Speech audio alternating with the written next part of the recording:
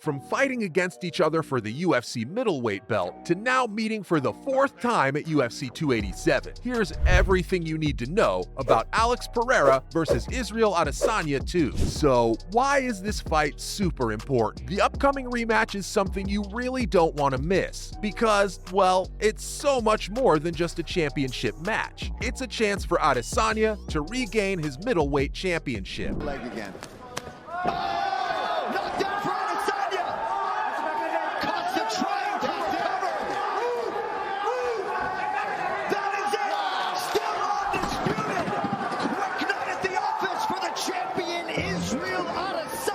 Plus, I can't leave out all the beef between the two fighters. Their first UFC match at 281 was a major upset for Adesanya. He'd been dominating the middleweight division with 5 successful title defenses and was only getting better with time. But I guess he just hadn't improved enough to take on Alex. So this rematch allows Adesanya to redeem himself and set the record straight. I'm sure he's been thinking of this since he left the octagon that day. Oh, and the history between these two fighters is long and complex.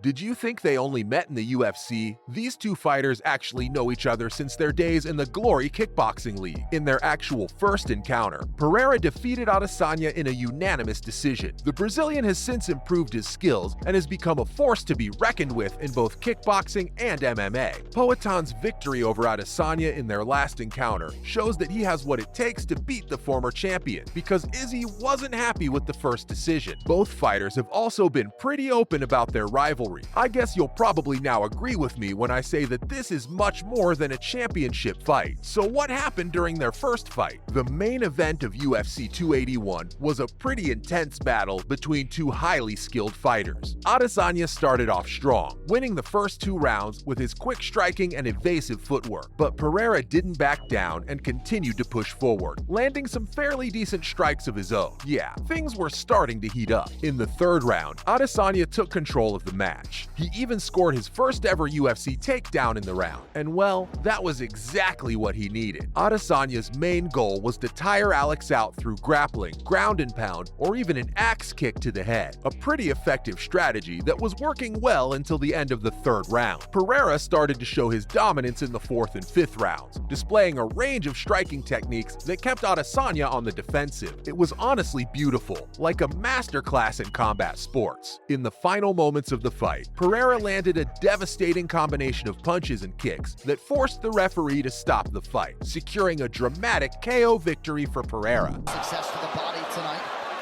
Oh! Here's that left hook. Here to bed. Oh, now a right. Adesanya's on one leg. 2 more. Down goes the champion. Pereira trying to close the show. And do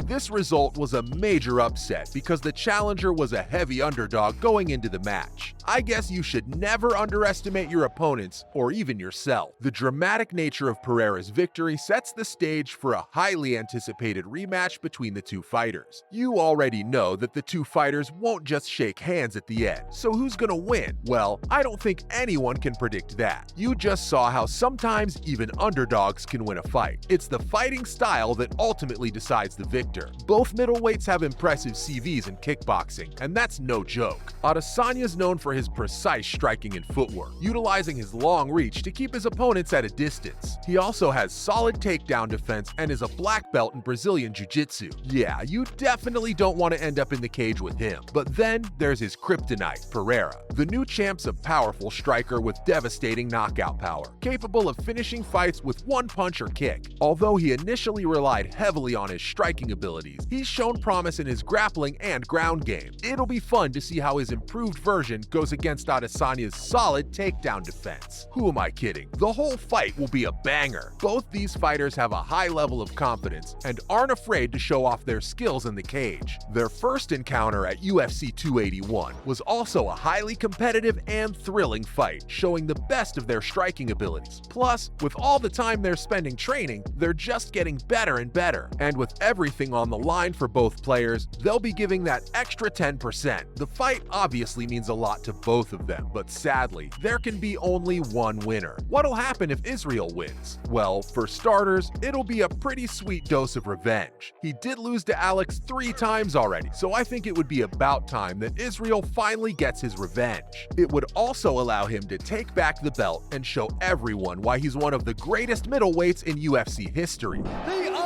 undisputed UFC middleweight champion of the world, Israel, the last style bender, Adesanya.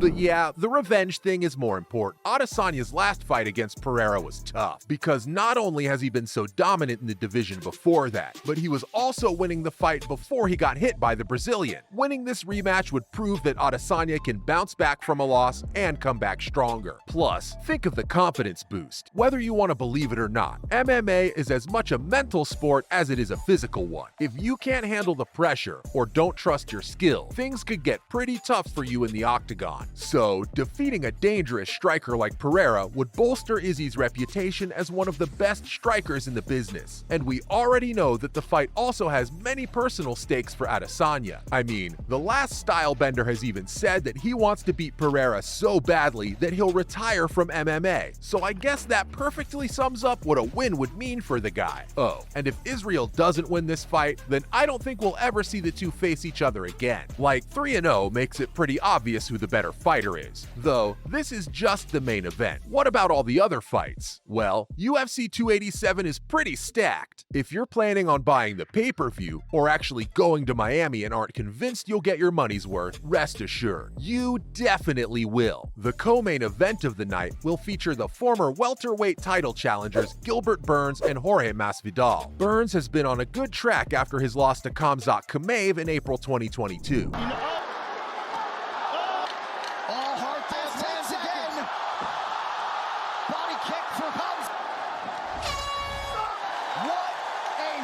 And still undefeated, Khamzat. It took him only one round to get a submission on Neil Magny, while his opponent's been struggling to win a match. Masvidal actually went on a 3-match losing streak, including a loss to Kamaru Usman. But then again, you never know when it comes to MMA, so maybe this'll be Masvidal's night. Apart from that, Kevin Holland and Santiago Ponzinibbio will also be taking on each other in the undercard fight. You still don't think that's enough? Well, the 19-year-old prodigy Raul Rosas will be up against Christian Rodriguez, and given all the hype surrounding Raul, this should be a pretty interesting match. Maybe it's the start of a legacy, maybe not. Anyways, the last fight on the undercard is between the bantamweight contenders Adrian Yanez and Rob Font. All these fights will be leading up to that main fight, and regardless of whose side you're on, you've got to admit, it'll be one entertaining weekend. Well, there you have it, guys. That's all from me on everything you need to know about UFC 287 Alex Pereira versus Israel Adesanya.